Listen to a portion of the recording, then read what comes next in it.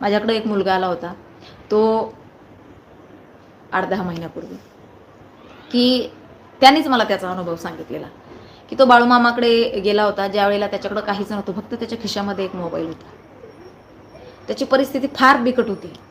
फक्त त्याच्या खिशामध्ये मोबाईल होता आणि तो बाळूमामांच्या मेंढरांमागे गेला. सेवा केली त्याने. त्या मेंढरांमागेही तो कसा गेला ना, आता मला ते सांगायचं नाहीये, कारण नको एखाद्याचं इतकं हे काढायला. भयंकर वाईट परिस्थिती होती त्याची. तो अक्षरशः एकाच्या बंधनातून सुटून, म्हणजे त्याला बांधून ठेवलेला होता तिथं. त्याच्या तावडीतून सुटून आहे ना, तो बाळूमामाच्या बग्यातमध्ये गेला. त्याने बाळूमामाची मनोभावे सेवा केली 1.25 महिना बाळूमामाच्या मेंढरांची. आणि 1.25 महिन्यानंतर तो पुन्हा परतला. ज्यावेळेला तो पुन्हा परतला त्यावेळेला त्याला बाळूमामाने इतकं काही दिलं ना, तुम्हाला काय सांगायचं. इतकं काही दिलं की त्याने कधी विचारच केला नव्हता की त्याला इतकं मिळेल. इतकं दिलं मामाने त्याला. ब्रँडेड बूट, ब्रँडेड कपडे, सगळं काही. तो काही भिकारी नव्हता घरचा, परंतु काही परिस्थिती असते माणसाची ना. परंतु त्याने काय केलं, तिथं चुकी केली.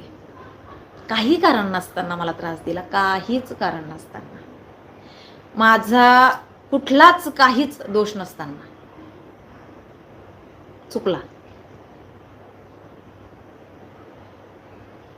माझ्या विरोधामध्ये षडयंत्र रचायला लागलं.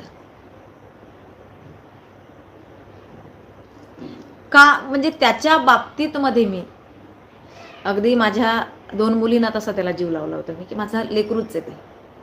कारण बाळूमामाचा सेवेकरी बाळूमामाने माझ्या पदरात टाकलाय, लेकरूच आहे माझं ते तिसरं, म्हणून तसा त्याला जीव लावला. परंतु तुम्हाला सांगते, त्याने एवढं मोठं षडयंत्र रचलं माझ्या विरोधात की विचारायलाच नको.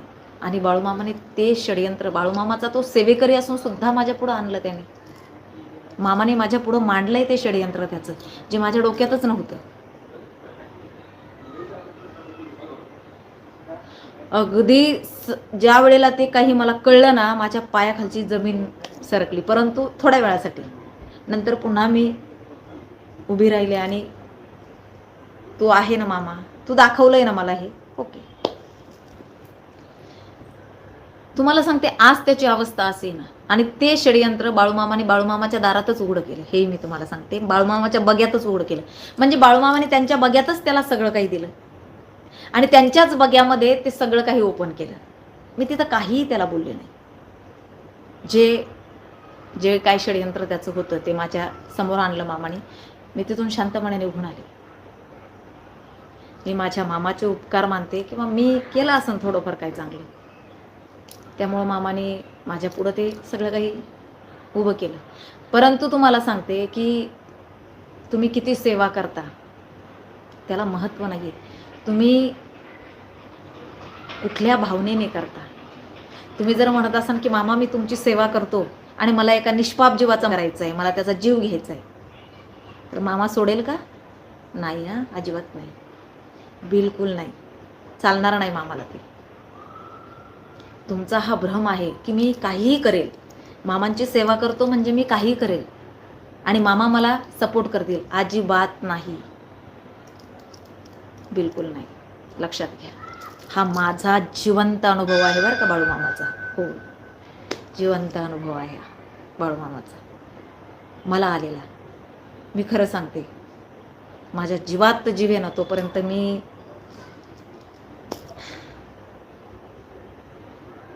माझ्या नजरे पडून त्यांची मूर्ती कधीच हटू देणार नाही. कारण त्यांनी मला काय दिलं आणि त्यांनी माझ्या पुढं काय काय आणलं, कुणाकुणाचं खरं मी तुम्हाला खरंच सांगू शकत नाही. त्यांनी माझ्यामध्ये किती संयमता आणली, तुम्ही बघितलं असं ना. अशी संगीता वानखेडे तुम्हाला कधीच बघायला भेटली नाही. इतकी संयमाने बोलणारी, एवढी शांततेत, किंवा इतकं ट्रोलिंग होत असताना एवढी शांत. अजूनही ट्रोलिंग होते मला. माझं ट्रोलिंग बंद झालं का? अजिबात नाही, अजूनही मला ट्रोलिंग होतं. मी एक साधा फोटो जरी टाकला ना माझा, तरी त्याच्या खाली हजारो घाण मला कमेंट पडतात, पण मला काही फरक पडत नाही. मी लक्षच देत नाहीये. कारण कोण आहे ती लोक? माझ्यात तेवढी संयमता माझ्या बाळूमामाने आणली की तू शांत बस, बाकी सगळं माझ्यावर सोडून दे. आणि मी सोडलंय त्यांच्यावर, सोडलंय मी त्यांच्यावर. त्याच्यामुळेच हे सगळं आहे ना, जे तुम्हाला दिसतंय ना, ते फक्त आणि फक्त माझ्या बाळूमामाच्याच कृपेने. बस, जितका तुमच्या पुढं मांडील तेवढा कमी आहे. मी शब्दात सांगू शकत नाही. तुम्ही स्वतः अनुभव घ्या. तुम्ही स्वतः बाळूमामाची सेवा करा. तुम्हाला त्याचा अनुभव मिळेल. त्याचा अनुभव तुम्हाला स्वतः मिळेल. फक्त त्या मामाचं म्हणणं एकच आहे की चुकीचं काही करू नका. चुकीचं जर करत असाल तर तो मामा तुम्हाला माफ करणार नाही.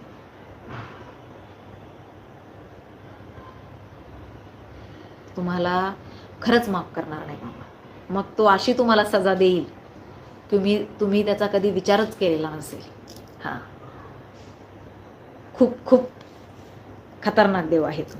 त्यामुळं जे कराल ना तुम्ही ते मला कुणाचंच वाईट करायचं नाही. माझ्या हातून कुणाचंच वाईट व्हायला नको. ज्याला जे आहे ना ते मामा तू आहे. हां, तू आहे. त्याची त्याला सजा दे. मी चुकीची असेल ना मला मामा सजा देईल.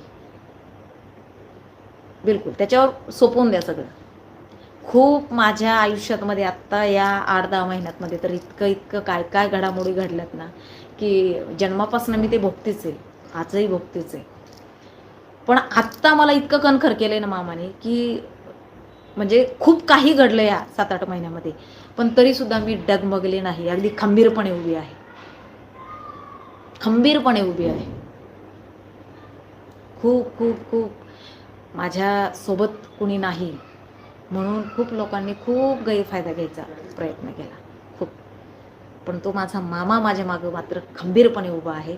हे मी आज ठामपणे सांगते. खरंच आहे. काही नाही करत मी. बस दर अमावस्येला जाते आदमापूरला. तिथं डोकं टेकवते आणि त्याला सांगते की माझ्याकडनं काही चुकीचं होऊ देऊ नको मामा. माझ्याकडनं कुणाचं वाटोळं होऊ देऊ नको मामा. परंतु बरेच लोक असे आहेत की माझं वाटोळं कसं होईल, मी कुठं कशी अडकेल, मी कुठं कशी फसेल, ह्याच्यावर टपून आहेत. असे टपून आहेत.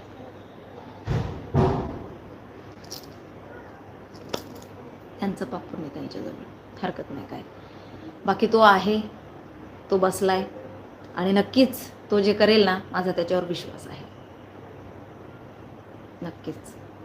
कर्म मात्र तुम्ही चांगले करा रे बाबा. कर्म चांगले करा. नाहीतर मग कर्माचे सिद्धांत हे फार खतरनाक आहे. खतरनाक आहे.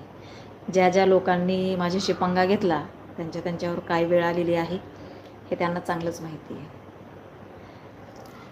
आणि खचून जाऊ नका. घाबरू नका. डगमगू नका. बिलकुल घाबरायचं नाही. तुमचा उद्देश चुकीचा नव्हता ना मग घाबरण्याची गरजच नाही. काही काम केलं असेल तुम्ही, काहीही केलं असेल पण त्याच्या मागचा उद्देश तुमचा चुकीचा नाही. तुमचा उद्देश कुणाला फसवायचा नाही आहे. तुमचा उद्देश कुणाचं वाटोळं करायचं नाही आहे ना मग घाबरायचं नाही. बिलकुल नाही. तुमचा आत्मा तुम्हाला सांगतोय ना की तू जे केलंय त्याच्यातून कुणाचंही वाटोळं होणार नाही. ओके, बस त्याच्यावर सोडून दे. मग मामा तुम्ही आहात आणि तुम्ही बघा.